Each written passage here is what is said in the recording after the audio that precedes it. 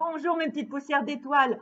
Vous m'avez manqué, mais bon, j'ai été bien occupée quand même, entre ma casquette de mamie, ma casquette bien de repos, de formation, de tout ça. Je ne fais que ça. Hop, hop, hop. Et je vais vous avouer que j'ai eu aussi un peu de mal, un petit peu comme les chakras, c'est bizarre, à conclure toute cette série de vidéos sur les blessures. Alors je vais vous redire pourquoi. Bien sûr, dans les vidéos, j'ai essayé d'être la plus fidèle possible aux propos de Lise Bourbeau, c'est la moindre des choses, et donc j'ai essayé de vous donner beaucoup d'informations et en fait, vous savez, il y a qu'une seule chose, un mot-clé derrière, tout ça, derrière les blessures, derrière l'ego et derrière tout ça, c'est l'amour. Et ben oui, la blessure, c'est une histoire d'amour entre notre ego et notre être divin.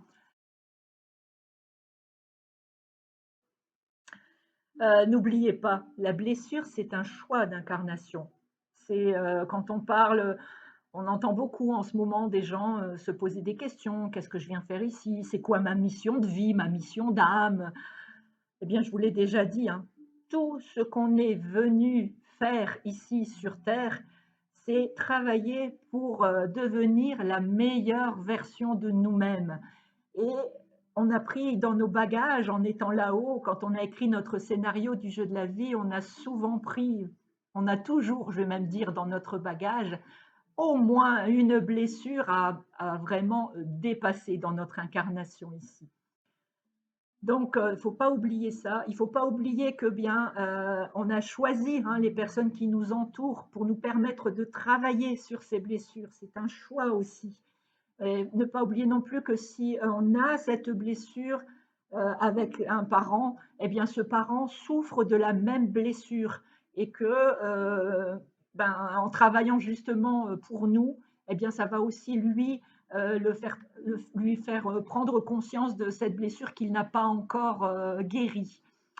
Euh, c'est la blessure, c'est aussi, parce qu'on n'accepte pas toutes les facettes. Je vous avais dit à un moment que, pour être, vraiment dans notre unité, pour vraiment être entier et vraiment être l'être divin qu'on est venu, incarner sur terre, eh bien, il fallait accepter toutes les facettes, hein, de notre être et donc notamment celles qu'on n'aime pas. Eh bien, n'oubliez pas, quand on porte un masque, c'est parce qu'on veut cacher une facette de nous qu'on n'aime pas.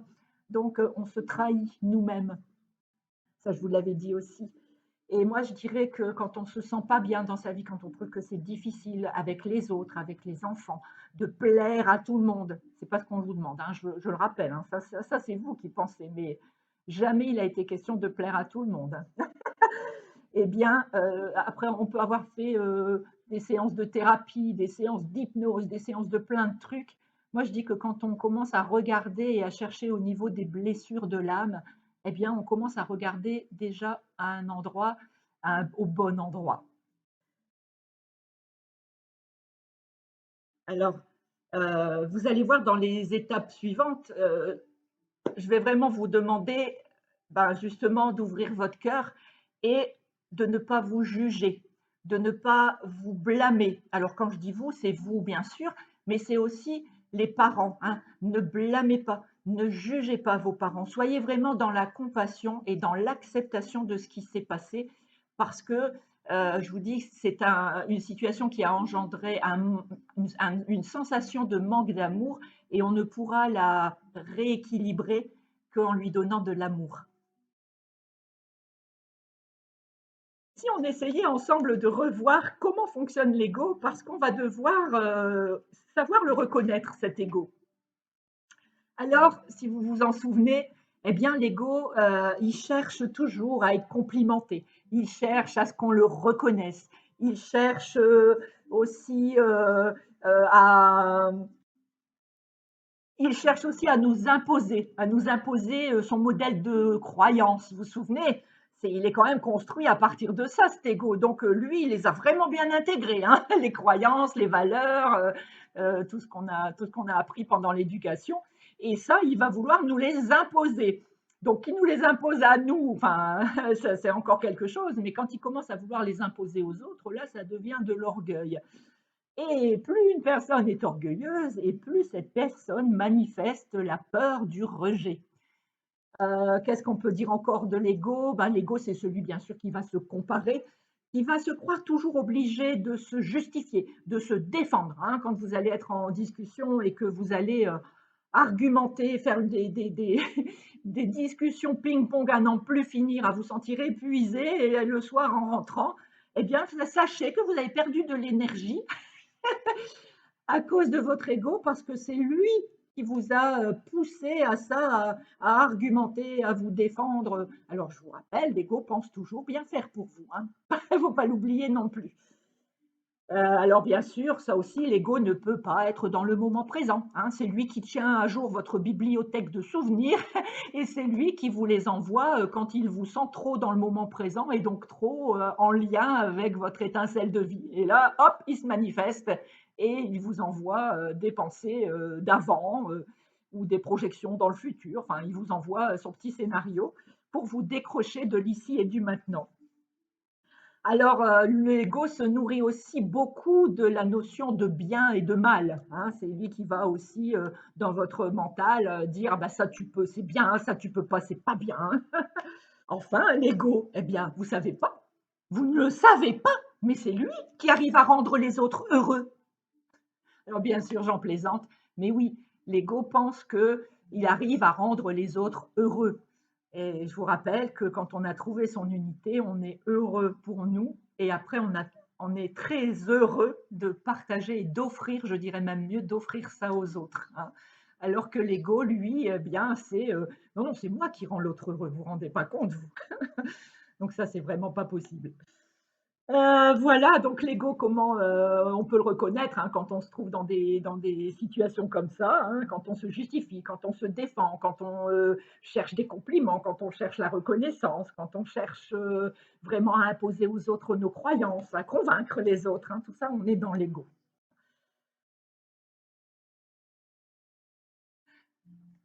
Quand on va, vouloir, travailler, guérir de ses blessures, eh bien, on va d'abord devoir au niveau donc de la résignation, hein, quand on a vu la blessure est construite, c'est parce qu'on s'est résigné. Eh bien, pour la déconstruire, on va devoir reconnaître quand on porte un masque.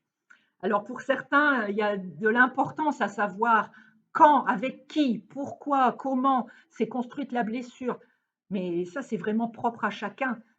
Moi, je moi, je dirais que le principal, c'est, de savoir reconnaître quand on a ce masque, quand on n'est pas nous-mêmes.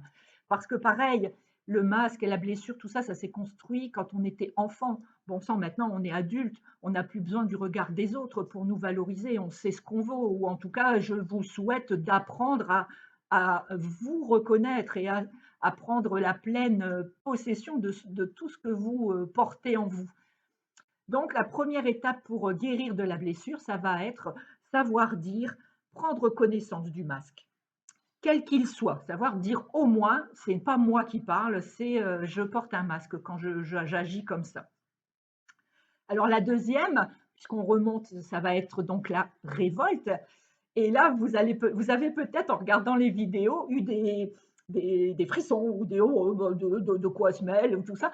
Eh ben oui, parce qu'on a reparlé de choses, on s'est reconnu dans ces choses-là et c'est des choses, parfois, qu'on n'aime pas en nous. C'est d'ailleurs, toujours des choses qu'on n'aime pas en nous.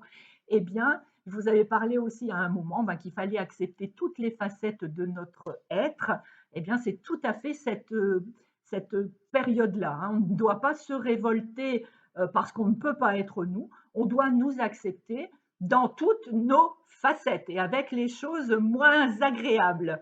Et c'est d'ailleurs, pour nous aimer justement comme ça entièrement, eh bien, il va falloir qu'on s'autorise à aimer les autres en tant qu'humains et donc qu'on va savoir qu'en étant humain, eh bien, on va parfois les aimer en les abandonnant, en les trahissant, en les rejetant, en les humiliant, en étant injuste avec eux. Mais oui, mais ça fait partie, de l'amour sur terre tant qu'on n'a pas, compris, intégré l'amour inconditionnel. Donc il faut s'autoriser à être comme ça.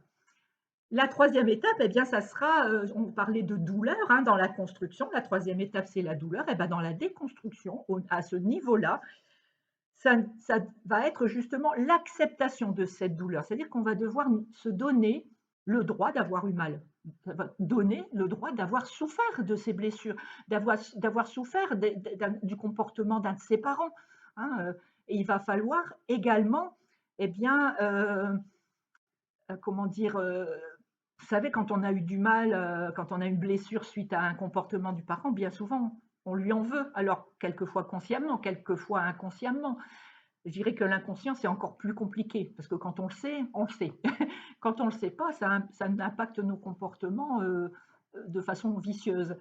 Et donc cette étape-là, elle est très importante, donc de nous autoriser d'avoir eu mal à un certain moment de notre enfance par rapport à un comportement du parent, d'un ou d'autre ou des parents, et surtout, qu'à ce moment-là, on les ait, haïs. Bah oui, ou en tout cas, mal aimés ou pas aimés du tout. Donc ça, on va devoir l'accepter et puis on va devoir alors le pardon, c'est vraiment quelque chose de particulier, hein, c'est vraiment toute une procédure. Mais en tout cas, on va devoir, oui, allez, on va dire, pardonner parce que pardonner, ce n'est pas oublier, hein. Je vous demande surtout pas d'oublier. De toute façon, c'est impossible. On ne peut pas oublier quelque chose qui s'est passé, surtout quand ça s'est mal passé. Mais on va, pardonner parce que pardonner, c'est se faire du bien à soi-même. C'est arrêter d'avoir en nous des choses, qui nous blessent, et puis qu'on porte, alors que finalement on n'a plus besoin d'en porter, de le porter, c'est tout. Donc le pardon, c'est d'abord pour nous et le fait de se pa enfin de pardonner les parents d'avoir eu son comportement, ne pas oublier que si eux ont eu ce comportement, c'est parce que eux ont vécu la même chose avec leurs parents et de le voir de ce côté-là, bah, forcément ça va nous permettre de leur pardonner.